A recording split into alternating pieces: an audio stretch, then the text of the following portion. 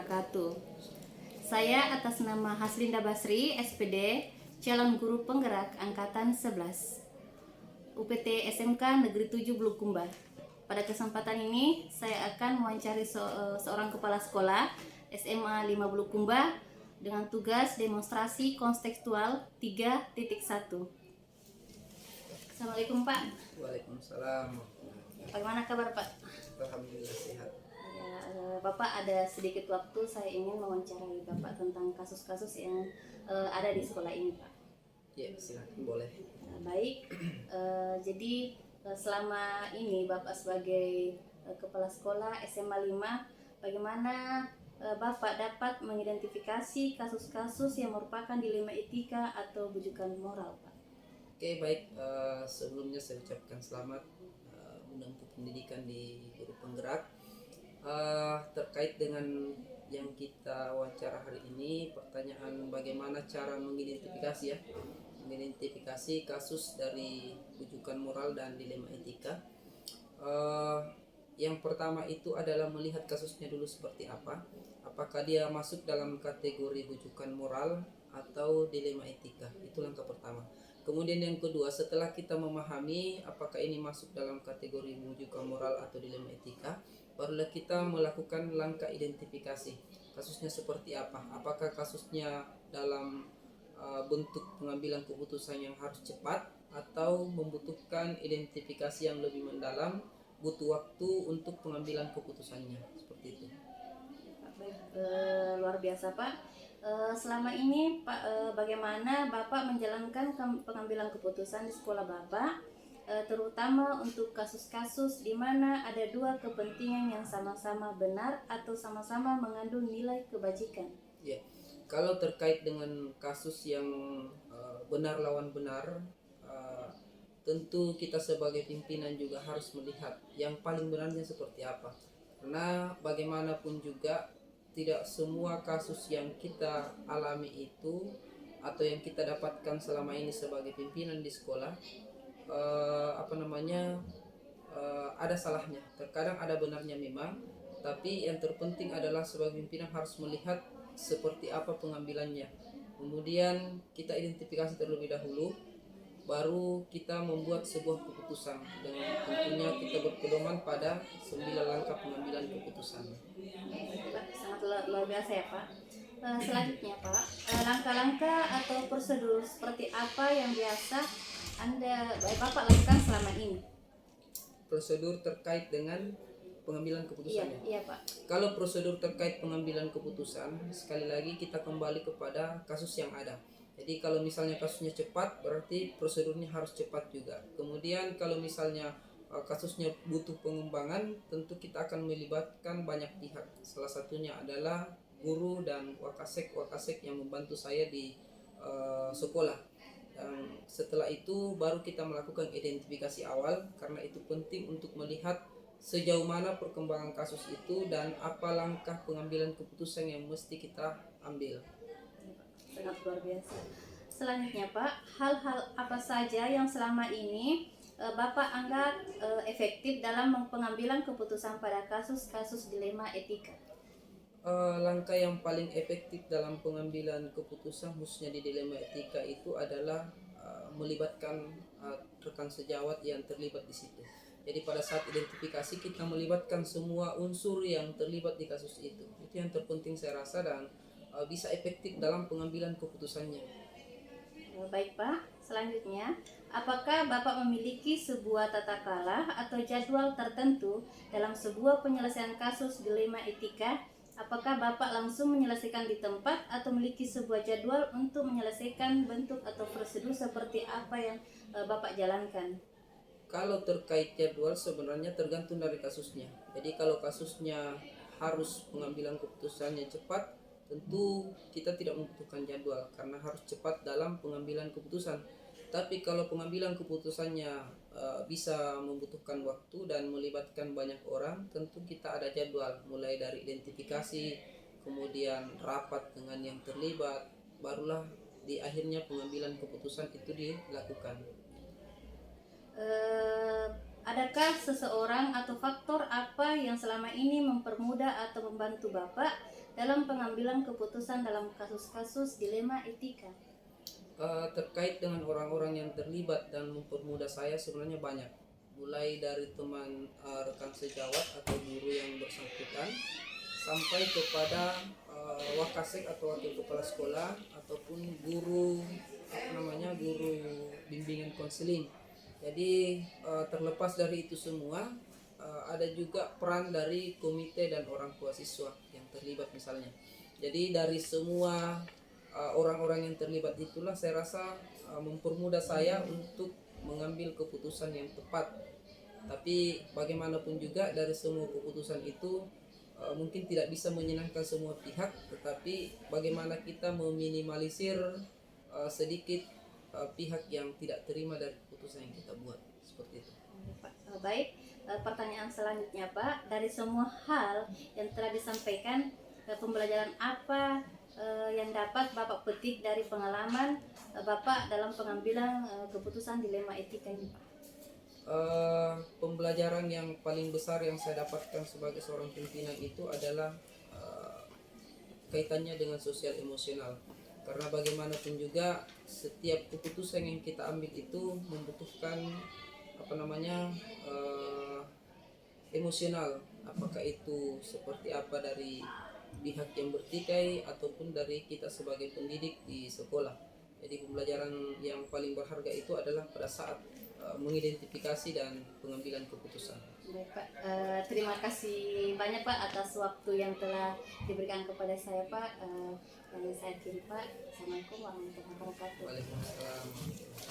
Baik, telah selesai tugas demonstrasi kontekstual modul 3.1 dengan tema paradigma berpikir, dan saya akhiri tergerak, bergerak, menggerakkan.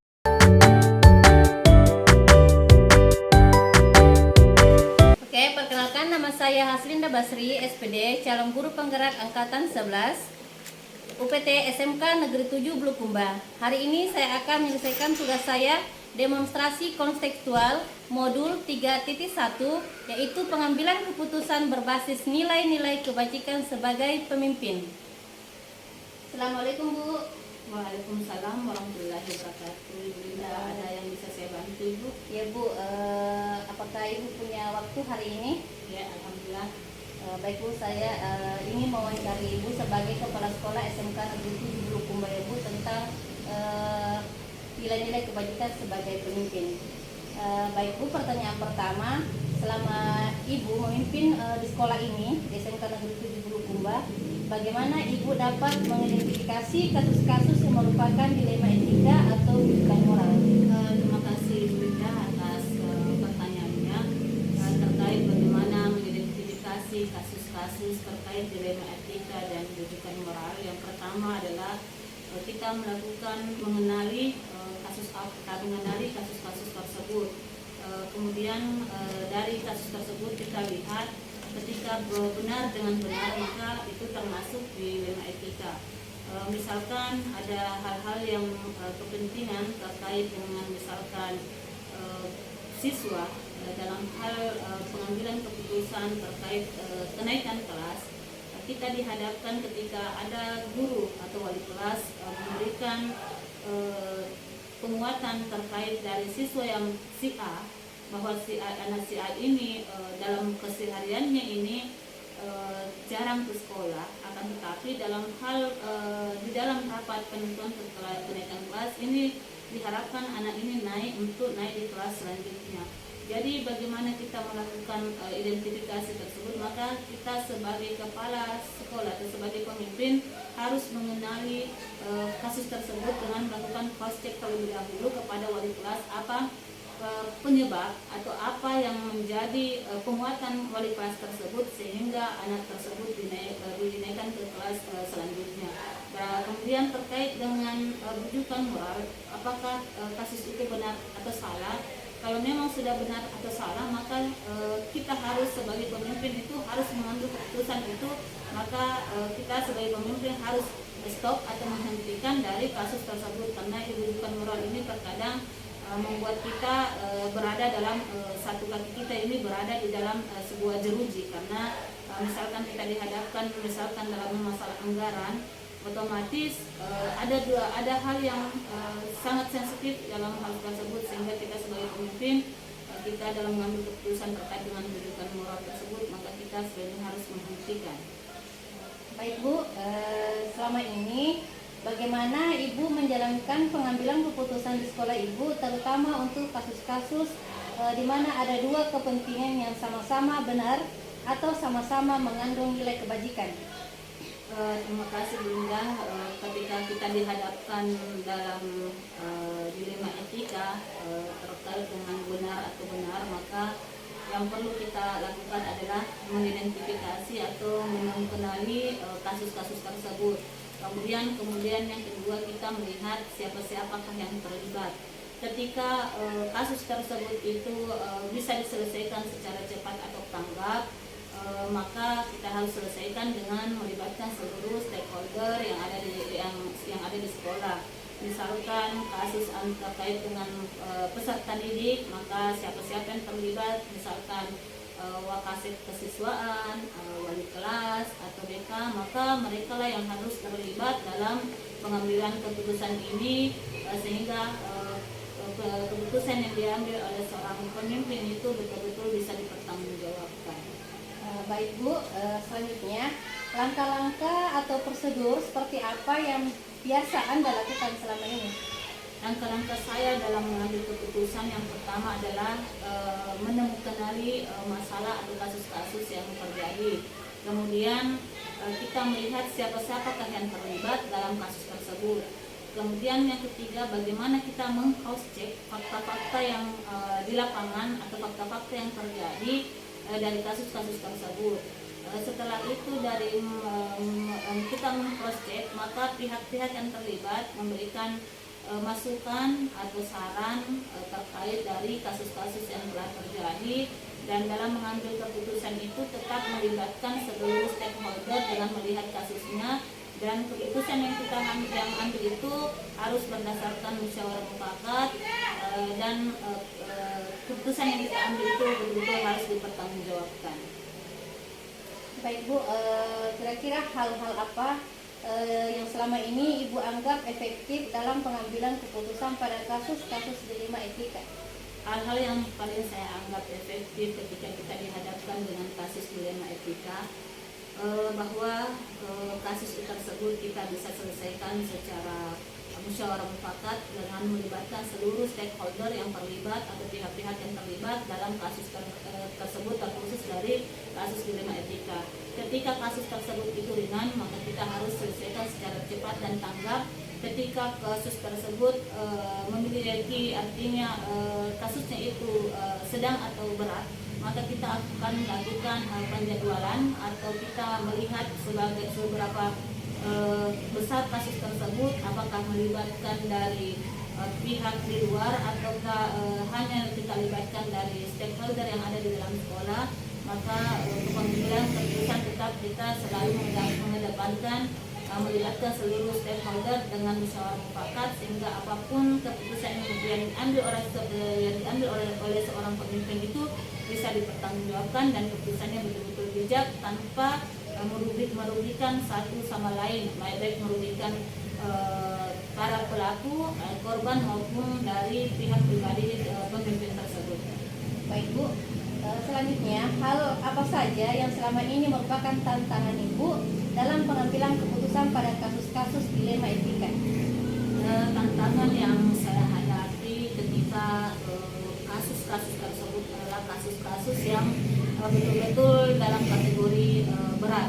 Artinya dalam kategori berat itu kita harus melibatkan beberapa pihak dari internal maupun eksternal, sehingga dalam melibatkan pengambilan keputusan otomatis kita harus melakukan mediasi, baik itu dari pihak yang terlibat maupun pihak-pihak yang akan menjadi mediator dalam pengambilan keputusan ini, sehingga keputusan-keputusan yang kita buat itu betul-betul keputusan yang selalu dipertanggungjawabkan dan tidak tanpa merugikan pihak manapun. Baik, Apakah Ibu memiliki sebuah tata kala atau jadwal tertentu di dalam sebuah penyelesaian kasus dilema etika? Apakah Ibu langsung menyelesaikannya di tempat atau memiliki sebuah jadwal untuk menyelesaikannya? Bentuk atau prosedur seperti apa yang Ibu jalankan? Kita melihat dan meninjau terlebih dahulu apakah kasus itu kasus yang ringan, apakah kasusnya sedang maupun kasusnya yang berat. Kalau kasusnya ringan ya kita selesaikan dengan cepat dan tanggap dengan tetap keputusan kita ambil itu selalu dipertanggungjawabkan. Apabila kasusnya berada pada kategori sedang atau berat, maka tentu saja kita akan melihat siapa-siapakah yang terlibat.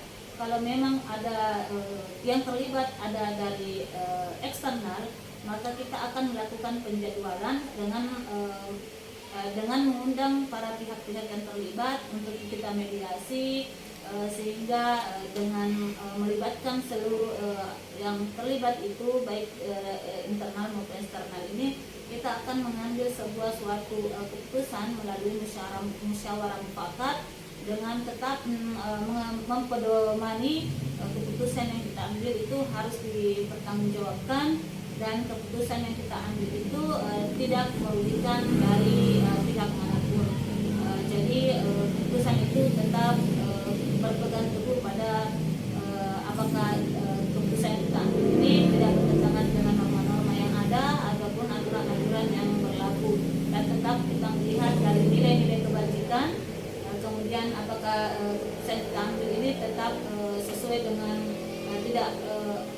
tidak merugikan peserta didik, tidak merugikan pihak eksternal atau internal, dan tetap kita berpedoman pada pengambilan keputusan yang sangat dipertanggungjawabkan dan perlu dipertanggungjawabkan.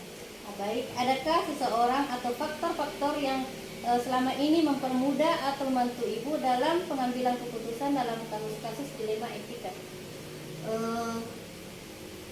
Faktor-faktor tersebut adalah kita harus melibatkan seluruh warga sekolah, stakeholder, baik itu peserta didik, baik itu orang tua siswa, baik tenaga pendidik, tenaga pendidikan, unsur komite.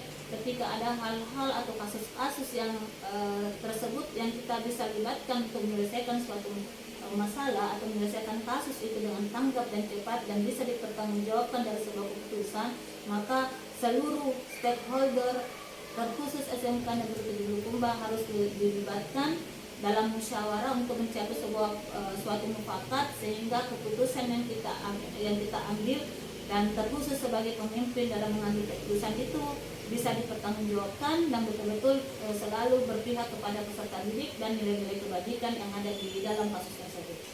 Baik, dari semua hal yang telah disampaikan, pembelajaran apa yang dapat Ibu petik dari pengalaman Ibu ketika mengambil keputusan dalam dilema etika? Keputusan pembelajaran yang saya ambil, kita petik dalam beberapa pertanyaan yang Ibu Haslinda tanyakan kepada saya, apa yang menjadi pembelajaran terkait pengambilan keputusan. Yang pertama, bahwa dalam pengambilan keputusan kita selalu melihat peserta didik. Apakah peserta didik kita itu betul-betul yang keputusan kita ambil itu bermanfaat atau berguna bagi peserta didik. Kemudian ketika melihat atau menilai kasus-kasus tersebut, kita melihat apakah kita lihat nilai-nilai kebajikan yang ada di dalamnya.